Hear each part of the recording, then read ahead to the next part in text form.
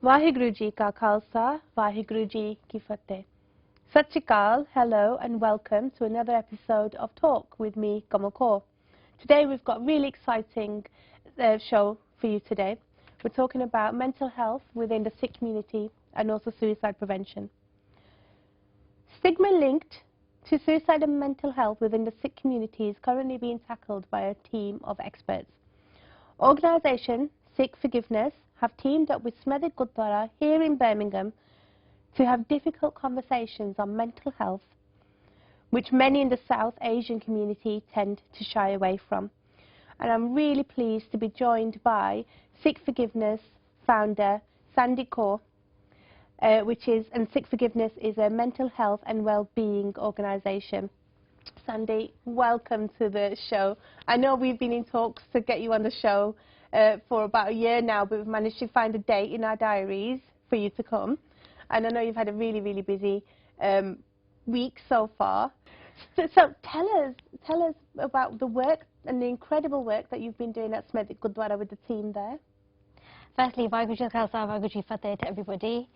So SikhForgiveness has been running for about 4.5 years now, and we've done lots of workshops and community work across the UK. Predominantly based in London, because that's more local to me. However, during the pandemic, we moved everything online. After the pandemic post, we teamed up with the Gurdwara to support face-to-face groups again, because it was a national and huge Gurdwara with loads of space, and a Sangat where people needed support. It had easy access to a Sangat, and also they had a very supportive network. That was one of the key things that really drove me to want to work there. And the support they've given me as a founder, but also as a South Asian woman, has been really important. We initially started doing men's workshops there, predominantly just for men. And they're all safe spaces. So the workshops are run by my team. My team are based of professionals like psychologists, therapists, mental health first aiders, people with lived experience and have had training in understanding and supporting those who are struggling with mental health. Over the year, we have adapted into doing more mental health conversations around anxiety, suicide, around learning how to cope with things like stress and finding coping mechanisms, which is so important, especially after the pandemic, because mental health did increase over the 2 years that we were isolated at home. And as a Punjabi Sangat, you know, being at home isolated, only with your family members is really a difficult time. So being able to bring back face-to-face groups at a Gurdwara, where most people find it a safe space and a place of home. Yeah. It was important to do those. Place. Absolutely. Yeah. And a lot of people go to the Gurdwara for help. They celebrate there, they want to build connections there, they want to learn there, they take their kids to school there. So we have to encourage the fact that mental health is one of the 4 factors in our health, and it's still a secretive conversation because of the way society has expected it to be a taboo, a stigma, something that shouldn't be talked about because it's negatively seen within the mainstream media, not even just in the South Asian community, it's across the board. Mental health has been around for many, many years, but we're still trying to bridge the barriers and the conversations of why can't we talk about it, and also just as South Asians. I think now what has been really important is there's a generation of individuals who have been able to tackle that conversation through their own experiences, through their own education. So psychologists and therapists who have trained in the mental health field and in the industry are using their experiences to learn and to support the community. And that's the same as what myself and my team do. Yeah. They have the experience firsthand through their own living experience and personal experiences, but then they've taken that step forward to learn and educate themselves in order to ensure people get the right support. They get the right support from their peers, from people who have that lived in experience, which is so invaluable, because you're not only, you know, reading from a textbook, you've had that you've felt this way before, and because you might not have been able to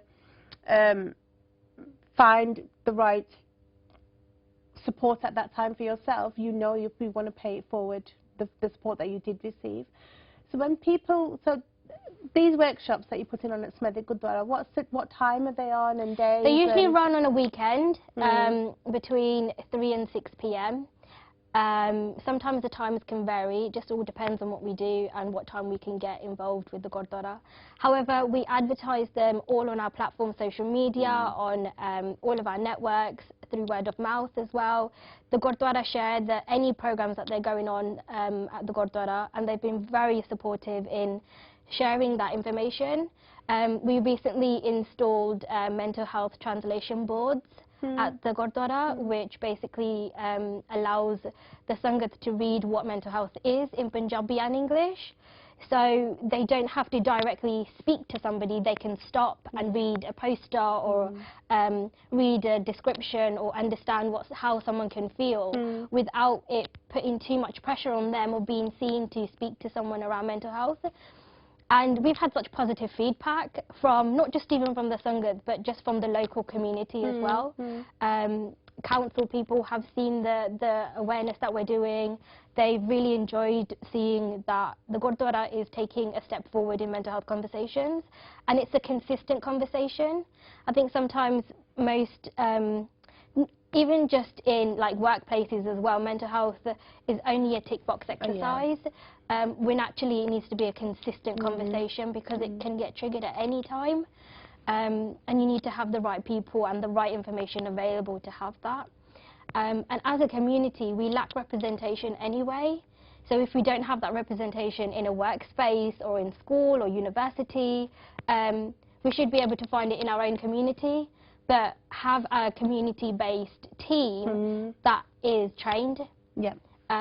So, you know, having that space, having those boards, having that information there, right in the centre of the Gurdwara, has been so important and has made a real difference. I think even as I've been at the Gurdwara, people have come up to me without fear and had a conversation. I've been like, what kind of work are you doing here?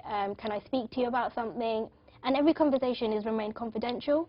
That was one of the things that I think is so important that we get across, the confidentiality. And that's one of the first things that we say, you know, is this, are you happy for us to say it's conversation in a safe space? You're more than welcome to contact the Sikh Forgiveness team directly if you don't feel comfortable here. But most people have not felt that fear at all. They have approached me without any, without it being the fact that it's in a Gurdwara, which has been amazing. And we've been able to support them and guide them. And one of the key things around working in local communities as well as like Gurdwara sahibs is making sure they have local supports. So it doesn't have to be just in the Gurdwara. It could be the local health group or the NHS or the IAP team, or finding them a local counsellor or a therapist and working with them on a one-to-one basis and making sure that they have the right support. Because with mental health as well as any health, you can't just have one thing that's going to help you. You have to have a multitude of supports. It's the same as if you go to the GP. When you go to the GP and say, I'm struggling with a headache or a tummy bug or something like that, they will give you a list of things to try. Have you tried paracetamol? Have you tried this? Have you drank lots of water? Have you rested? It's the same with mental health. You have to have coping mechanisms. And that could be seeing a therapist, that could be seeing your GP, that could be having a safe support network with your friends or trusted friends.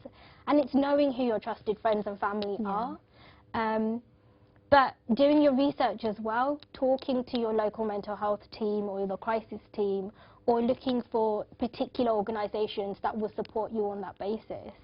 And I think it's really important that people understand that if someone has reached out to you, you could be the first person they speak to, and how you react as the person that they open up to means so much to them than it would to you. And it's important to learn and actively listen to them and place no judgment in giving them that support, and just saying things like, okay, how can I support you? I'm here for you. What would you like to do next? And then do your own education and research behind the situation that has been shared with you. You know, there's a lot of support locally. you know, Mind and other national organisations you can contact and seeing what various supports they have in place. You have Sikh particular organisations which can support you, which have helplines as well, or organisations like myself where they have platforms and emails and contacts where they can support you in what suits you best, because everybody requires a different support. Someone might not feel beneficial to counselling or a particular type of counselling. They might actually need to go to like a support group or try like a physical exercise or some form of other coping mechanism. Depending on the severity, you know, you can speak to your GP as well, and your GP can provide you with a list of things that you can go forward.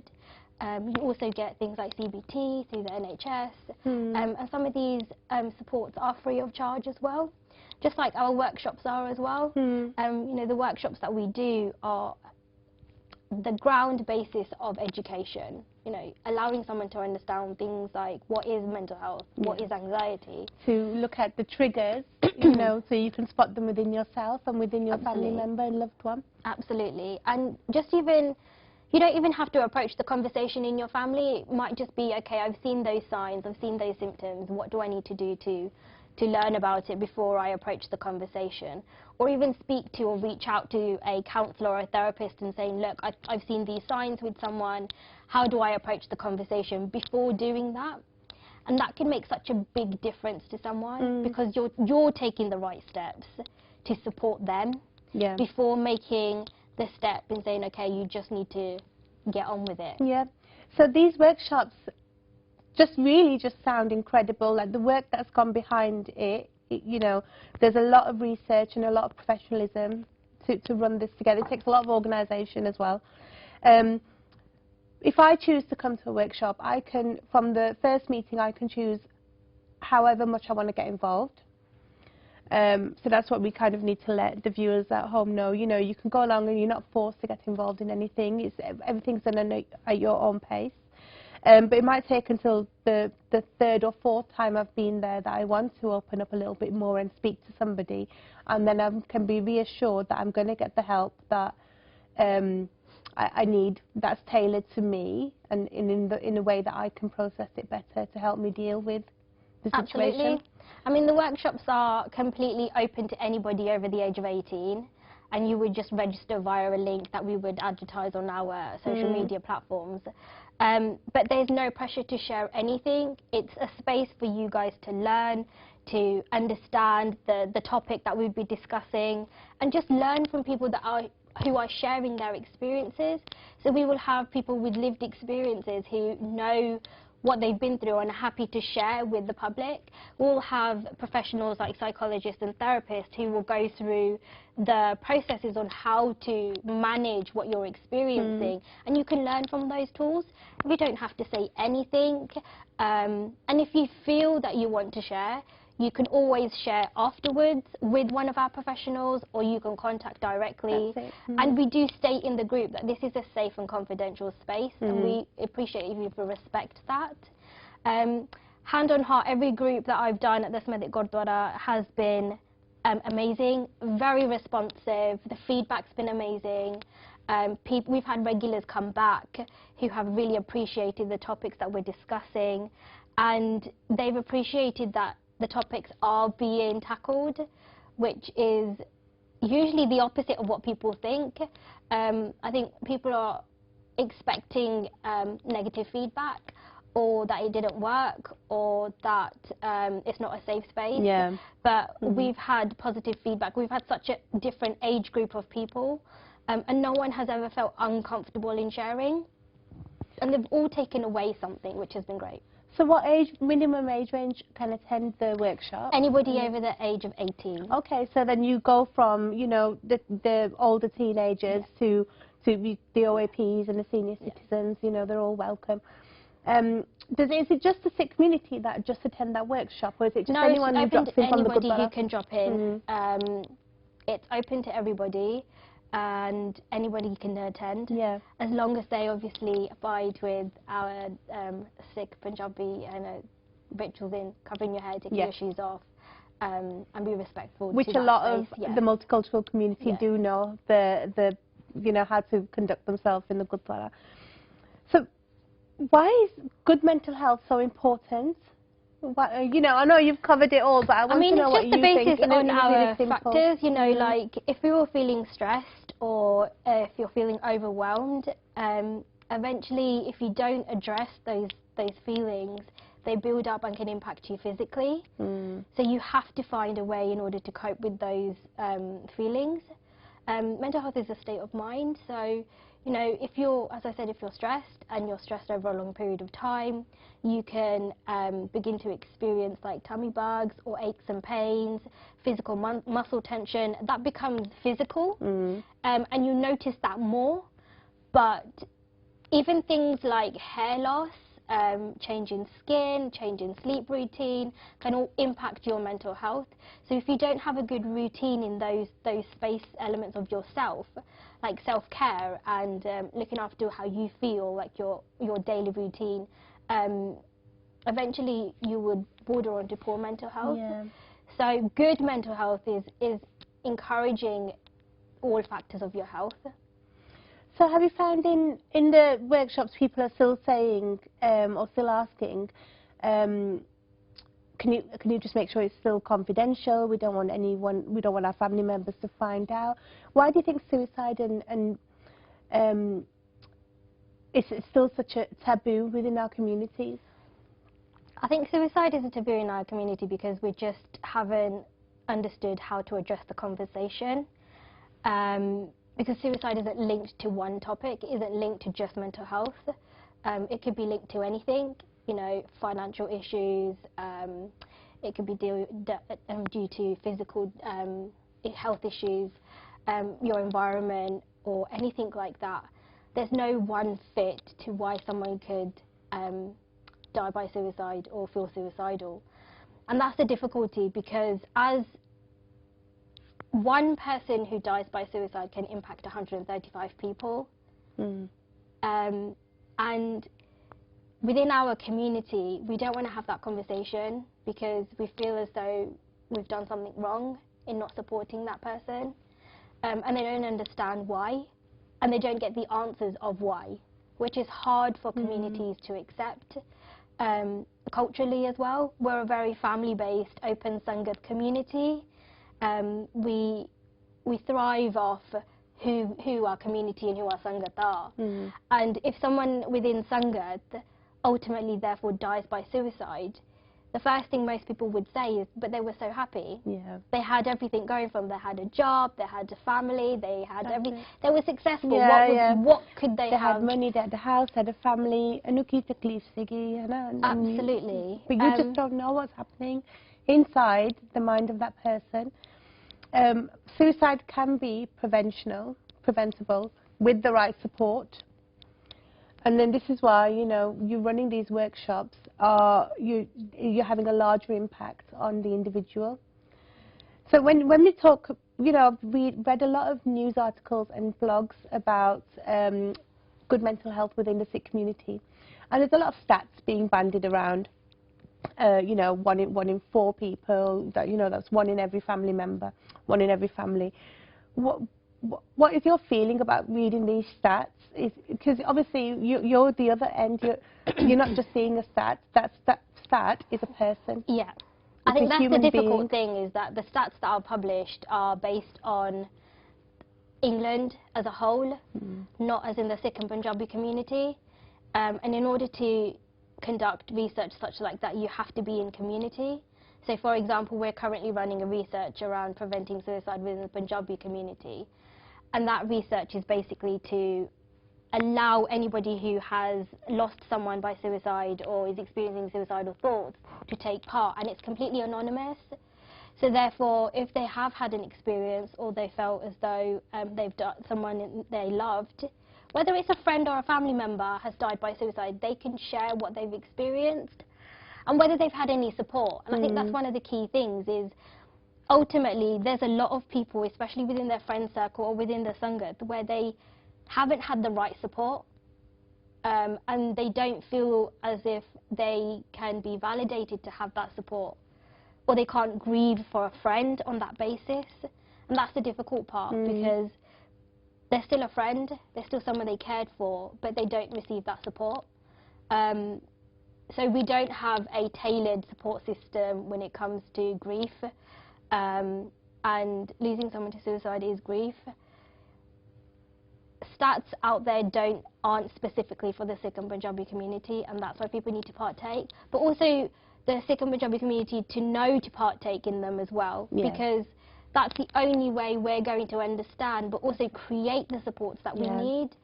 But you use vital research for organisations, for yourself, and the more the broader, pool of people who take part, you're able to then, put measures in place and then deliver them through your workshops.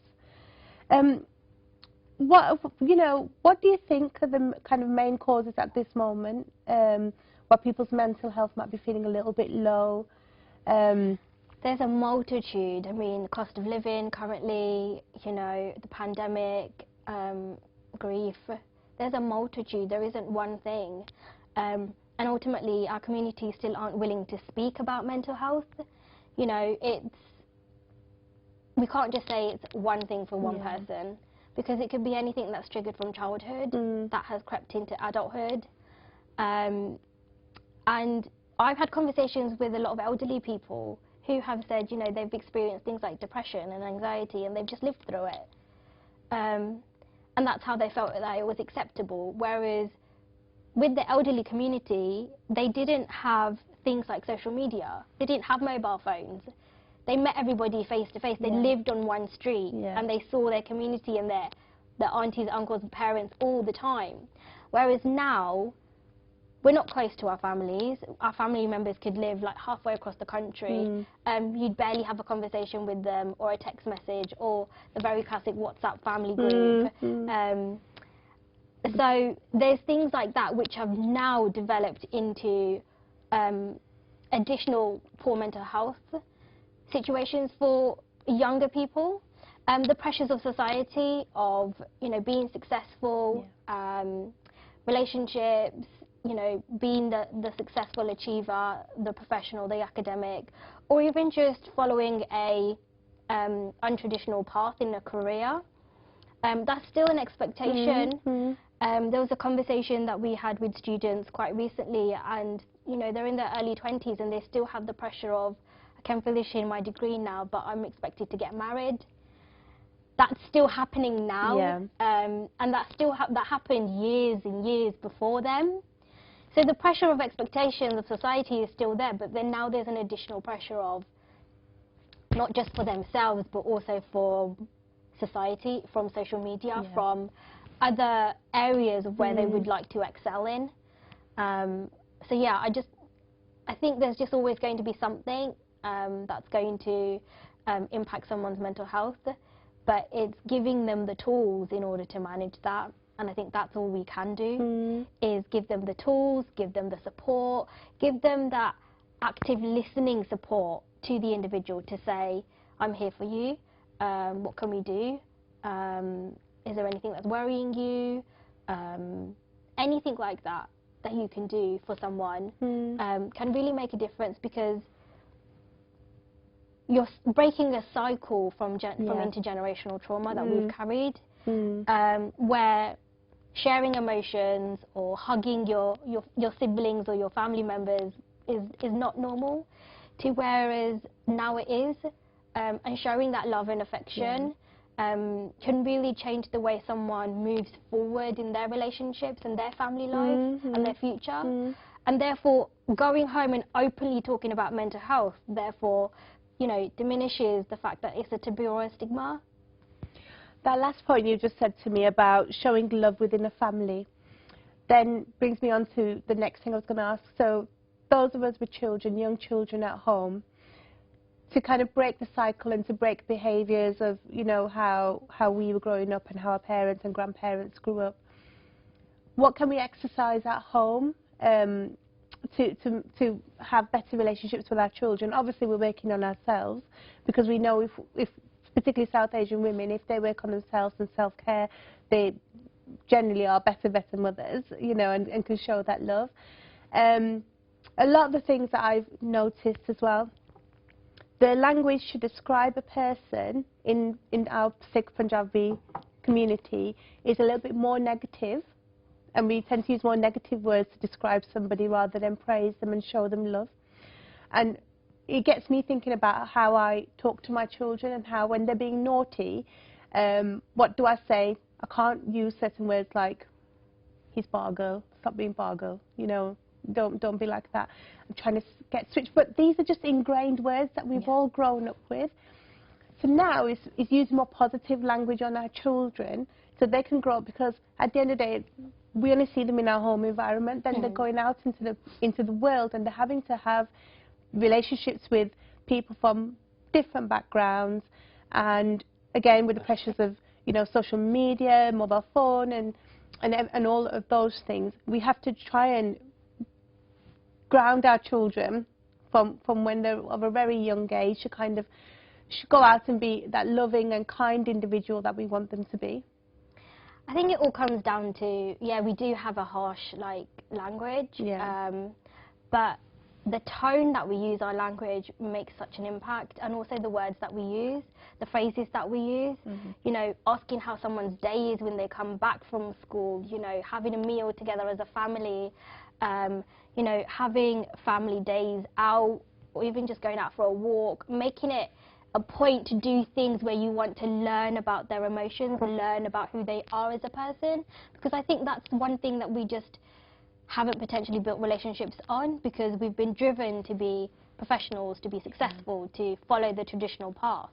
Whereas now we also want those, but we also want to make sure that they have a happy time and not a time where they've just forgotten about what school and university is, but also how they were treated by their family members. Because you want to make sure that if they're at school, if they're at university, or if they're at work, that they're going to come home to you and share that they're struggling.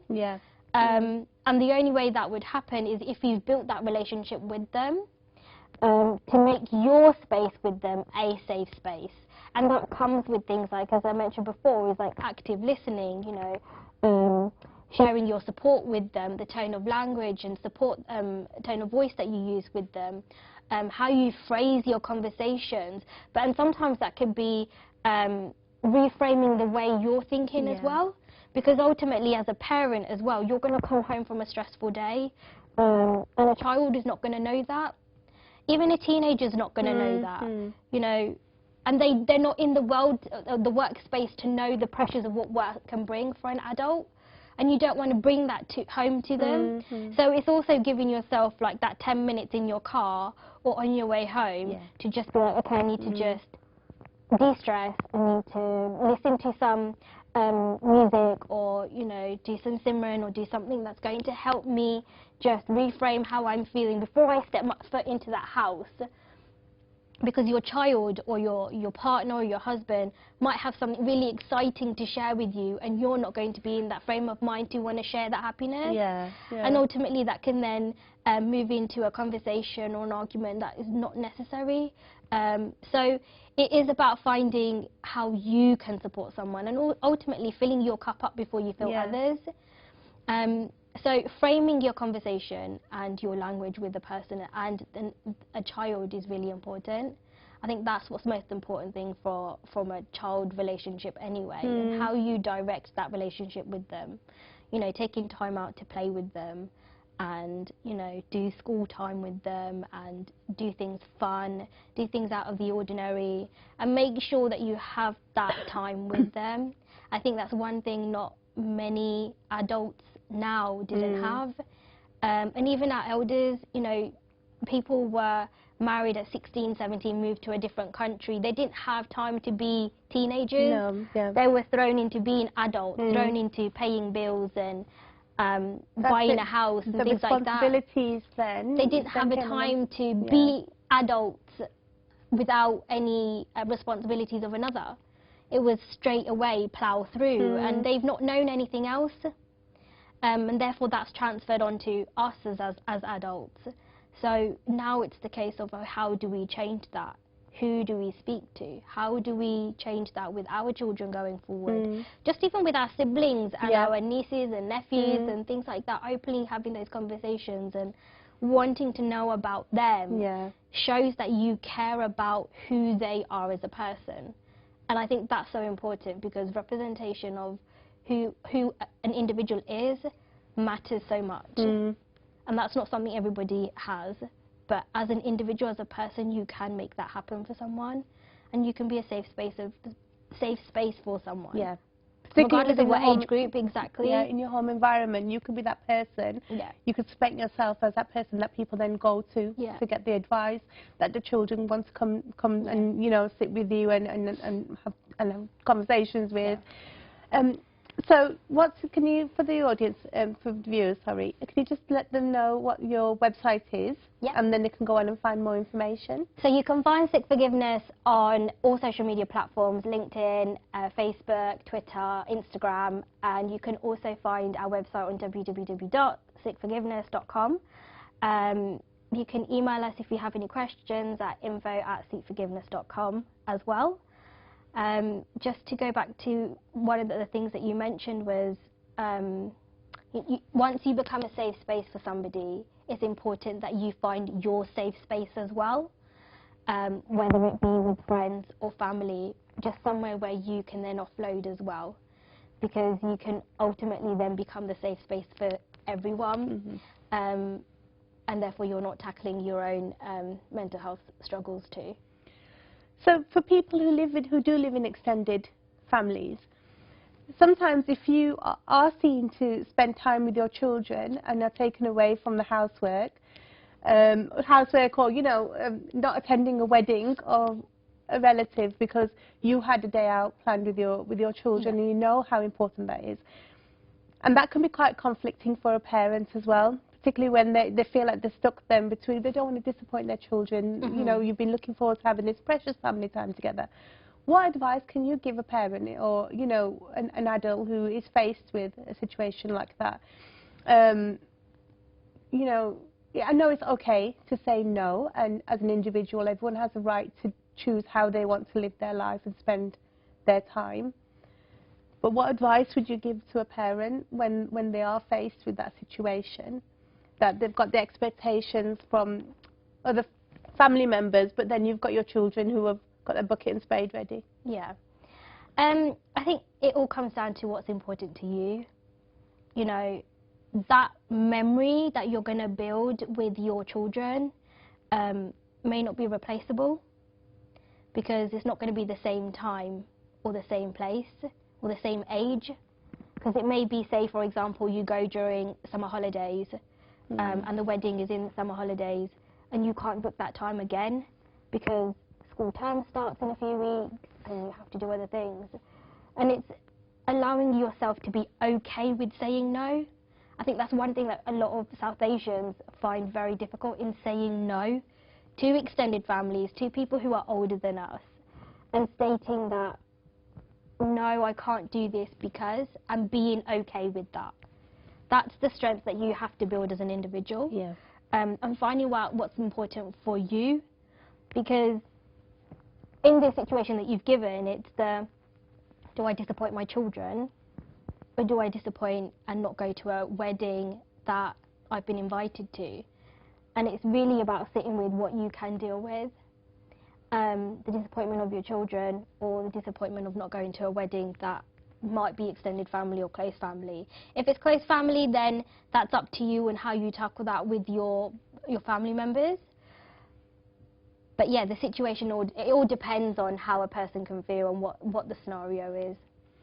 So I know you've talked a lot about, you've covered a lot of ground here, and it's just been so fascinating to hear what you've got to say and your expertise and your knowledge on the whole subject.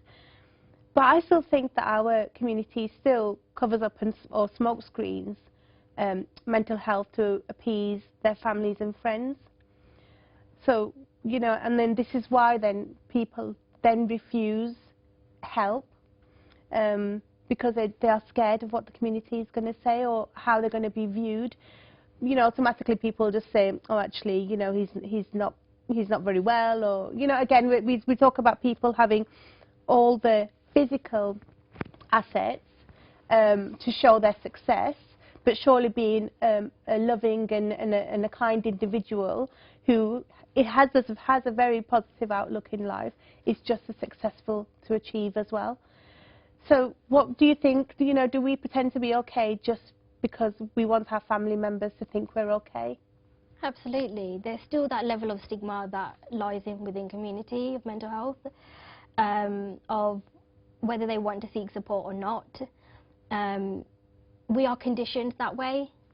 As a South Asian community, we are conditioned to be happy and successful, and that there's nothing wrong in our life, and we have everything going for us, because that's the best way to be, but also because of the fear of not wanting to be talked about, to be seen as something that, or someone who has something wrong with them, because they've witnessed that themselves. They've grown up with people talking about other people, or, you know, being labelled a certain name, and they ultimately don't want that for themselves. But I think one of the key things is that we're in a climate where there's so many different supports that individuals can go to, on the basis that it doesn't have to be in your hometown where you seek support. You can go to a different city or a different helpline, on a national base, or on a you know, South Asian base. You can go to so many different avenues to seek support, and just ask the right questions in order to help you. But there's still that fear, because people just don't know how to tackle that conversation, because we're not having that conversation in our households. We're not normalising mental health. If we're not normalising mental health within our families and our friends, then there's still going to be a taboo, there's still going to be a stigma. They're still going to feel like, I can't share with you that I'm having a bad day because you're not going to understand. Whereas if you've openly shared, oh, is everything okay? Is there anything that you want to talk about? I'm here for you just to listen. If you've done that on a regular basis, you've allowed that person to understand that it's okay to talk about whatever it is you're going through.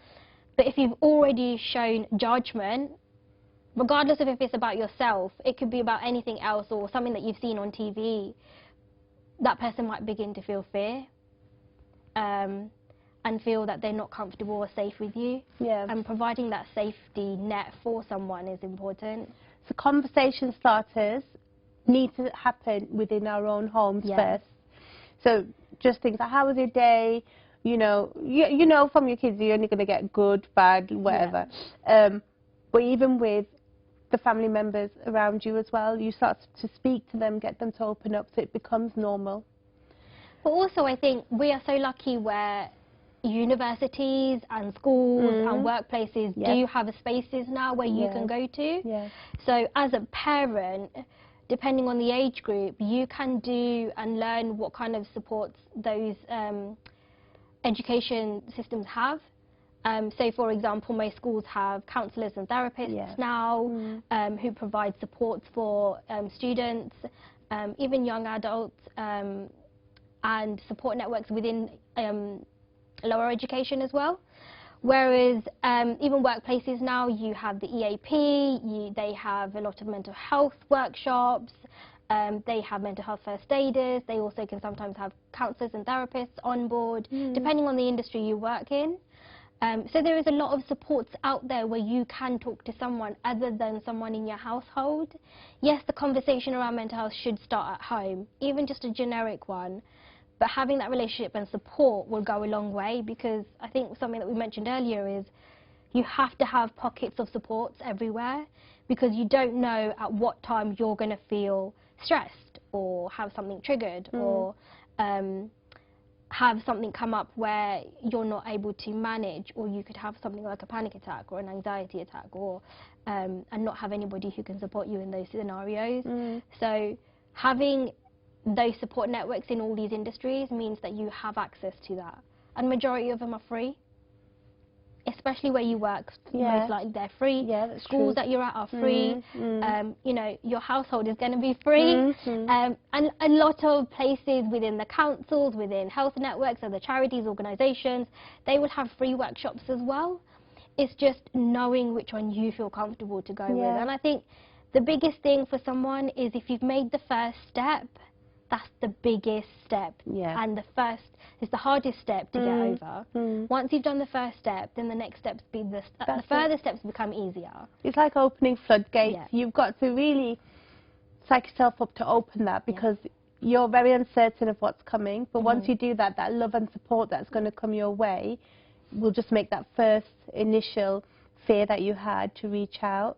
But also you learn about what suits you as well, where you feel comfortable, who you want to talk to. Like, some people may feel comfortable speaking to a male therapist rather than a female therapist, or like speaking to a female teacher or a male teacher, or somebody just on a helpline so they don't know who they are, someone who's completely anonymous, or sending someone an email. You know, there's so many different avenues, but it's finding what you feel comfortable with. You may feel that you don't actually need therapy. You might just need to go to like a yoga class, or to go for a walk, or just clear your mind, or journal and let go of anything that you're carrying. So little things like that are all coping mechanisms which will help you understand what you need, but it's the first step in acknowledging that actually I need to look after myself, and I need to know who I can talk to and what I can do. So Sandy, you know, you can clearly see that you specialise within the Sikh community, and you understand the needs and the constraints that our community are facing as well. It doesn't help, you know, that with the certain traits that we have within our family, and the need to gossip about other people, the juggler that we have to do, rather than, you know, saying something positive about somebody, we tend to use a little bit more negative language. But you've given us a lot of help and support and advice now for us to kind of take a step back and think about in our own environments what we're doing. And also you've given us a lot of information of what help is out there, and the amazing work that you guys are doing at the workshop. I think I am going to come to a session one day. You should. I mean, we run the workshops once a month. And we cover things like, as I mentioned, you know, anxiety. We've covered topics of suicide. We've covered things around anxiety. We've covered coping mechanisms. Our last workshop that we did was around breath work, which was such a surreal feeling on how we manage our breath. And how we can something actually, so simple. And something that you can do with your children as well, because you'll be actually helping them understand. With, for example, if a child was angry or come home angry or was feeling upset, sometimes they can hyperventilate and feel really angry on that basis.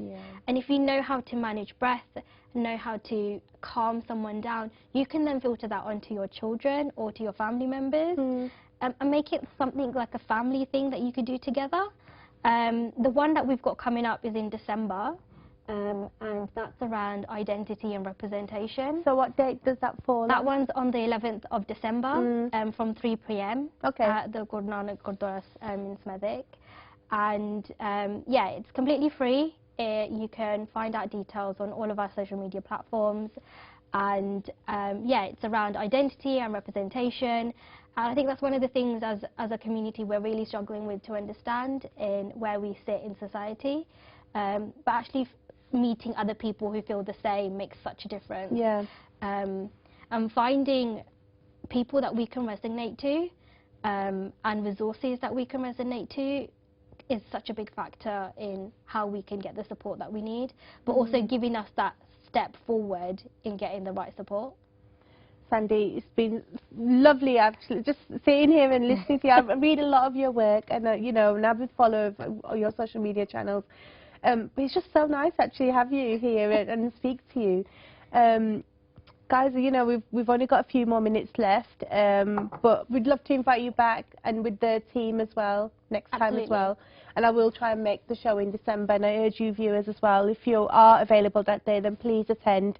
You never know, you know, when you're going to need some support. And you'd be quite surprised of what you actually learn about yourself along the way, along this journey.